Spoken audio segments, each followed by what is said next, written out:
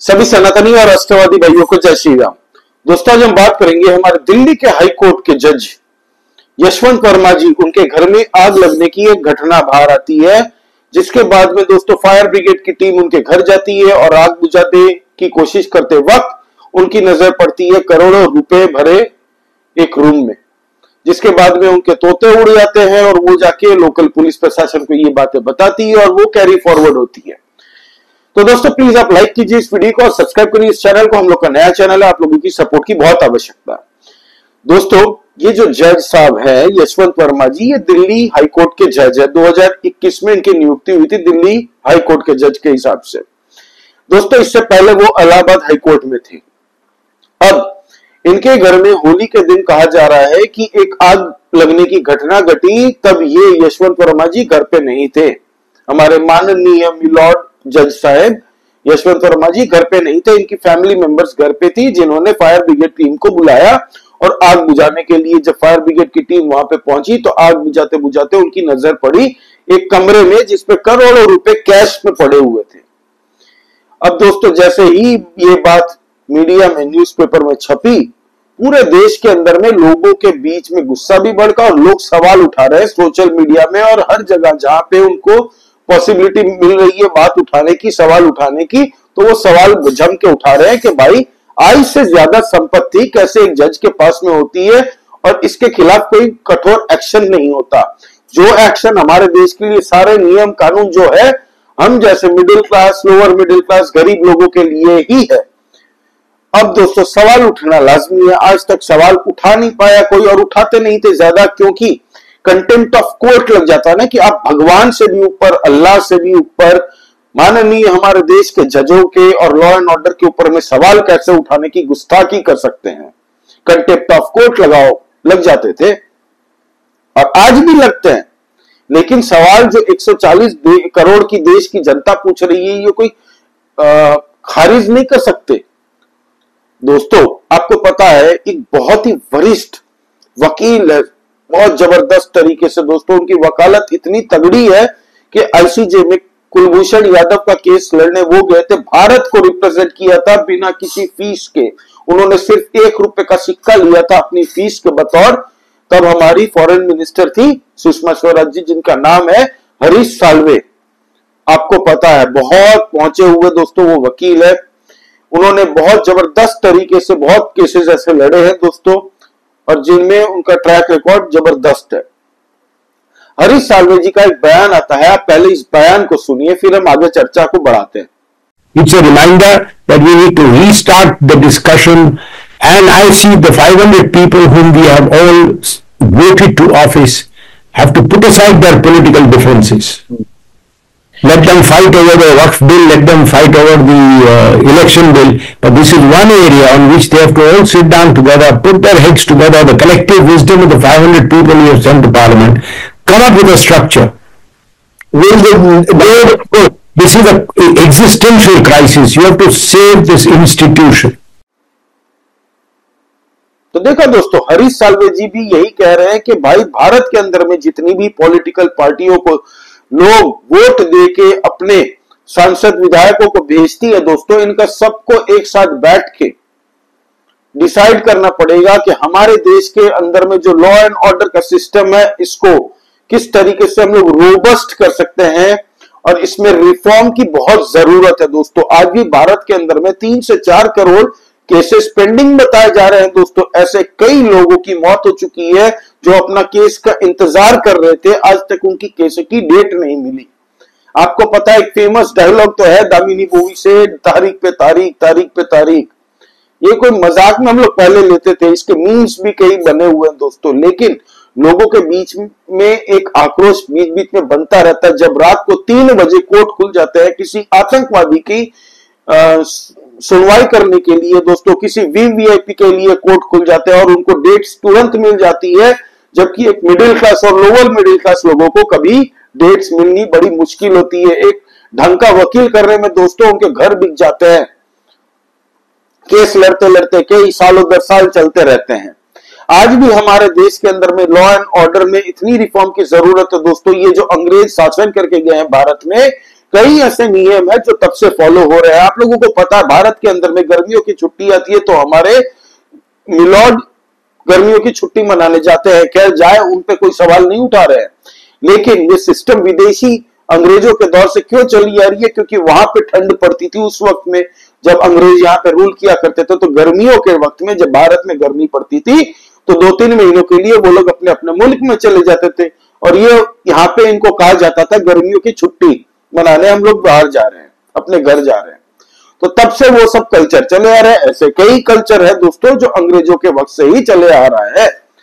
अब हमारे देश के अंदर में जजों की नियुक्ति खाली जज और कॉलेजियन सिस्टम ही कर सकता है दोस्तों। हमारे जो चीफ जस्टिस ऑफ इंडिया अभी के हैं दोस्तों संजीव खन्ना जी, उन्होंने कॉलेजियम अपने 5 मेंबरों के साथ में दोस्तों ये न्यूज बाहर आने के बाद में मीटिंग की और मीटिंग करके ये फैसला लिया कि हम यशवंत वर्मा जी को ट्रांसफर करेंगे। कहा? इलाहाबाद हाई कोर्ट में, जहां से वो दिल्ली गए थे, फिर 2021 के पहले इलाहाबाद हाई कोर्ट में ही थे, तो अब से फिर से उनको ट्रांसफर कर दिया जाएगा। और लोगों के बीच में एक क्वेश्चन उठ रहा है कि भाई यही है इनकी सजा कि अब ट्रांसफर कर दोगे बस? जजों के दोस्तों कहां से उनकी संपत्ति आई कि संपत्ति, ये सब पब्लिक करने को भी कोई नहीं कह सकता। प्रधानमंत्री भी हमारे देश के नहीं कह सकते। इनके पास ही अपनी राइट है, कितनी इनकी प्रॉपर्टी है, कहां कहां इनकी प्रॉपर्टी है, ये सब ये लोग डिस्क्लोज करे ना करे ये इन तक डिसाइड है। अभी तक कोई नहीं कर सकता। एक बार कोशिश की थी कि ये डिक्लेयर कर देना चाहिए, लेकिन अब तक मुझे नहीं लगता कि किसी ने किया हो डिक्लेयर कि मेरी यहां संपत्ति है, कितनी कितनी संपत्ति है। अब दोस्तों आय से ज्यादा संपत्ति का नियम खाली कॉमन लोग, प्रधानमंत्री, नेता, ये लोग को भी बेल मिल जाती है आसानी से। तो इस पे लोग सवाल आज सोशल मीडिया में भर भर के कर रहे हैं दोस्तों। सोशल मीडिया में ट्रेंड कर रहा है नंबर 1, नंबर 2, नंबर 3 में। सुबह से लेके आज शाम तक यही मुद्दा हर जगह छाया हुआ है। मीम्स बनने तैयार हो चुके हैं। भारत के लॉ एंड ऑर्डर को लेके सवाल पूछे जा रहे हैं कि आम लोगों के लिए ही क्या सारे कानून लागू होते हैं? क्या कभी भी जज एक मिसाल नहीं दे सकते कि जज अगर किसी गलत कामों में पकड़े जाते हैं या उनके घर में मिलती हो तो उनके ऊपर एक प्रॉपर सुनवाई हो? मैं ये नहीं कह रहा कि तुरंत उनको सजा दे दी जाए, प्रॉपर इन्वेस्टिगेशन हो। हालांकि कहा यह जा रहा है कि चीफ जस्टिस ऑफ इंडिया जो संजीव खन्ना जी और कॉलेजियम जो उनके 5 और मेंबर थे, उन लोगों ने यह डिसाइड किया कि इसकी हम इंटरनल इन हाउस इन्वेस्टिगेशन कराएंगे। इन हाउस मतलब वकीलों की और जो जजों की, इनकी ही टीम सवाल जवाब करेगी और एक इन्वेस्टिगेशन जांच का आदेश देगी।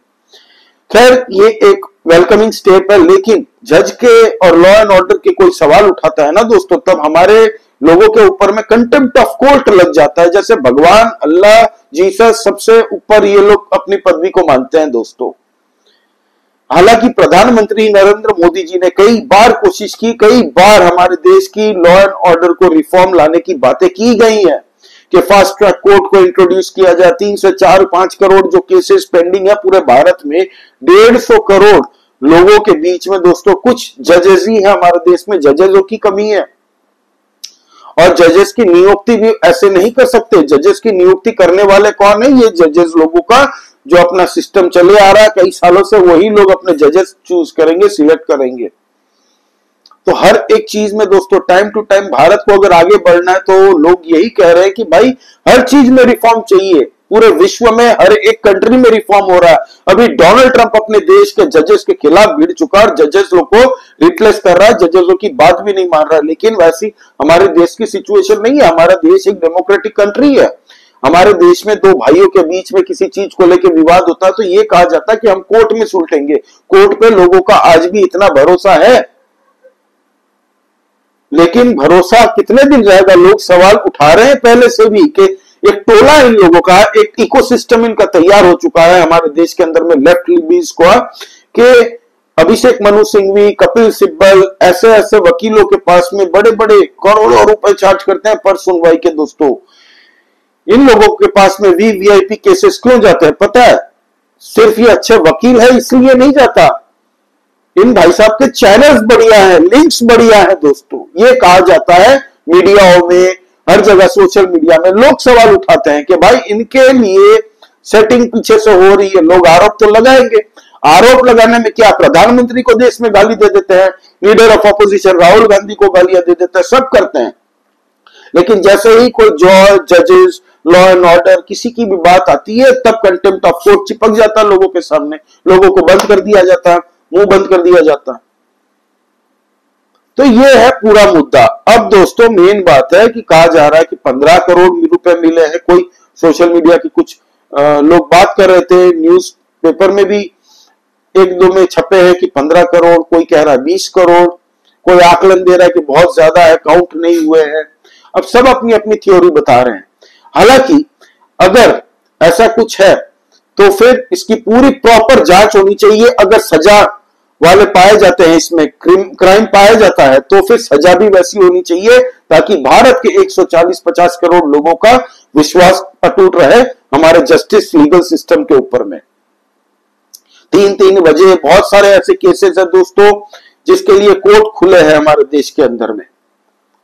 वीवीआईपी की सुनवाई 9-9, 10-10 बजे तक भी चली है भारत के अंदर में। मजाल है किसी कॉमन मिडिल क्लास लोग, गरीब तबके के लिए कभी कोर्ट में ऐसी फास्ट ट्रैक तरीके से रात रात भर केस खुले, नहीं खुली है दोस्तों। अब इलाहाबाद हाईकोर्ट में जैसे ही इनको ट्रांसफर करने की सजा सुनाई गई, इसके बाद में इलाहाबाद हाईकोर्ट के बार के काउंसिल जो है, यूनियन पूरी इनकी बार काउंसिल इलाहाबाद की, वो लोग प्रोटेस्ट कर रहे हैं कि भाई इलाहाबाद हाईकोर्ट ना ही कूड़ेदान है और ना ही भ्रष्टाचार का अड्डा है। प्रोटेस्ट तो करेंगे कि यहां से अगर इनके बारे में कुछ मिला, इनके घर में रुपए मिले तो इनको ट्रांसफर करके इलाहाबाद हाईकोर्ट। तो वो लोग यही सवाल पूछ रहे हैं, इलाहाबाद हाईकोर्ट क्या एक कूड़ेदान है क्या, और क्या एक भ्रष्टाचार का अड्डा है कि यहाँ पे तुम जैसे तैसे कोई भी ट्रांसफर कर दिए जाते हो, दिल्ली से हटा के फिर यहाँ पे भेज रहे हैं क्योंकि पैसे मिल रहे हैं। लोग अब सवाल पूछ रहे हैं, इसलिए तो उनका सवाल भी लाजमी है। इलाहाबाद हाईकोर्ट के जो अध्यक्ष है दोस्तों बार एसोसिएशन के एडवोकेट, सीनियर एडवोकेट है अनिल तिवारी जी, उन्होंने एक सवाल पूछा। वकीलों के बीच में दोस्तों चर्चाएं चालू हो चुकी है भारत के अंदर में कि हमारे देश के जुडिशियल पे जब सवाल उठता है तो जुडिशियल को एक मिसाल और पूरी तरह प्रॉपर सुनवाई होनी चाहिए। हालांकि सीजेआई और जो कॉलेजियम हमारे उनके साथ टीम बैठी थी 5 जनों की, उनमें ये डिसीजन हुआ कि इस पे प्रॉपर इन्वेस्टिगेशन होनी चाहिए, इन हाउस इन्वेस्टिगेशन हम करेंगे और इस पे कुछ एक्शन भी हो सकता है, हो सकता है। अब दोस्तों ये जो हमारे यशवंत वर्मा जी जो थे जिनके घर में आग लगी थी, माननीय मिलॉर्ड, इनकी स्पेशलिटी किसमें थी? ये कहा जा रहा है कि ये श्रम उद्योग का कानून, श्रमिक का कानून, फिर कॉरपोरेट कानून, इनमें इनकी स्पेशलिस्ट थी दोस्तों। इन संबंधित क्षेत्रों में इनकी स्पेशलिटी थी। सही फोरम सेगमेंट है, सेक्टर है दोस्तों, लेकिन इनकी ये स्पेशलिटी बताई जाती थी। इन्होंने कई साल तक दोस्तों इलाहाबाद हाईकोर्ट में सीनियर एडवोकेट के भी काम किया है, फिर वहां से वो असिस्टेंट बने थे जज के, फिर इनकी प्रोग्रेस होती गई दोस्तों 2013 से। अब दोस्तों मेन बात ये है ना, लाग लपेट किए बिना इनका जो लेफ्ट लॉबी का टोला है ना, आज नरेंद्र मोदी जी अगर चाह के भी इनके ऊपर में कोई एक्शन लेते हैं या पूरे लॉ एंड ऑर्डर को रिफॉर्म करने की कोशिश करते हैं, तो यही हमारे देश की ऑपोजिशन की पार्टी और लीडर, मतलब ये लेफ्ट लिबरल वकीलों का जो टोला है दोस्तों, सेटअप गैंग जिसको हम बोलते हैं सेटिंग गैंग, इन लोगों में खलबली मच जाएगी। यही लोग रास्ते में उतर के सड़क में लोगों के बीच में ये भ्रांति फैलाएंगे कि देखो हमारे देश की लॉ एंड ऑर्डर को नरेंद्र मोदी जी बदलने की कोशिश कर रहे हैं, डिक्टेटर है। इसीलिए हमारे देश के अंदर में प्रधानमंत्री जी कई बार इसकी कोशिश कर चुके हैं। कई बार जजों की नियुक्ति के बारे में भी जब बात जब उठती है, तब तक हमारे देश के अंदर में तब ये जो कॉलेजियम सिस्टम है, इन लोगों की तरफ से बयान आ जाता है कि नहीं ये रूल पहले से चले आ रहा है, हम लोग एक इंडिपेंडेंट बॉडी है, हम लोगों की इंडिपेंडेंट बॉडी एक स्वतंत्र एक बॉडी है। तब लोग बोलते हैं हाँ बहुत बढ़िया, स्वतंत्र बॉडी होनी चाहिए, इंडिपेंडेंट बॉडी। तो ये है हमारी इंडिपेंडेंट बॉडी, जिसका बढ़िया बात है लॉ एंड ऑर्डर पे 140 करोड़ लोगों का जो भरोसा था ये अटूट होना चाहिए, ये लोगों की मांग है। अगर कुछ गड़बड़ी पाई जाती है तो सजा मिलनी चाहिए, अगर नहीं पाई जाती फिर इसका जवाब भी आना चाहिए जनता के सामने। जैसे कि 15 करोड़ रुपए आय से ज्यादा संपत्ति अगर किसी के घर में कैश में मिलती है, आज किसी कॉमन सिटीजन के घर में भी 10, 15, 20 लाख रुपए भी मिल जाते हैं ना कैश। जवाब देना पड़ता है दोस्तों कि कहां से है क्या है। जजों को कोई हिसाब किताब देना नहीं पड़ता था अब तक, अभी भी मुझे नहीं लगता कि देना पड़ता है कि कहां से कैश आए हैं, कितनी इनकी प्रॉपर्टी है, कहां है, इनका ब्यौरा शायद नहीं देना पड़ता।